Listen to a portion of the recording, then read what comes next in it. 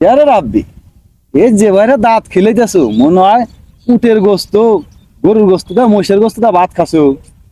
কোষ না, প্রায় গোস্ত দিয়ে ভাত খাইছি। তাই গোস্ত? হ্যাঁ। এই বন্ধু, এর তো জীবনে প্রথম হইলাম। বন্ধু এই জিনিসটা কোয়া, প্রায় গোস্ত রে, এটা কি আমাকে কোয়া নাকবো বন্ধু, কোয়া।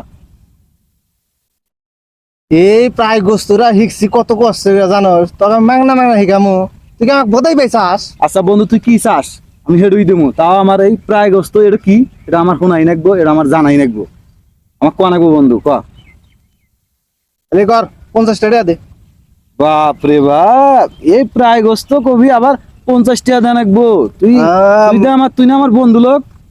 মাংনা মাংনা শিখান যাবো না, এটা কষ্ট আছে শিখতে। তাহলে বন্ধু টিয়া দেওয়াই নাকবো? হ্যাঁ, টাকা দেওয়াই লাগবো। দেওয়াই নাকবো? হ্যাঁ, দেওয়াই লাগবো। 10 টাকা দিলে হয় না? যা, তুই যাচ্ছেন। না না না দোস্ত দোস্ত, আমি 50 টাকা দিতেছি, তুই তাও আমার গেলা শিখা। দাঁড়া আমি টিয়া বাইরে দিতেছি। এই যাবো দোস্ত দা। তাহলে এখন কোয়া দোস্ত, প্রায় গোস্ত এটা কি? প্রায় গোস্ত মানে বুঝোস না? না বুঝি না। এটা হলো গরুর ভুড়ি। ওরে সুত মারানি খাইছাও, গরুর বুড়ি দা ভাত, আবার কজে প্রায় গোস্ত। না জানি মনে হচ্ছে কি দাবানি ভাত খাইছাও তুমি, প্রায় গোস্ত দাবানি কি, জীবনের প্রথম হইলাম। সুত মারানি প্রায় গোস্ত, তোমাকে আগে বাইরে হেঁটেছি আগে তারা। আল্লাহ। হ্যাঁ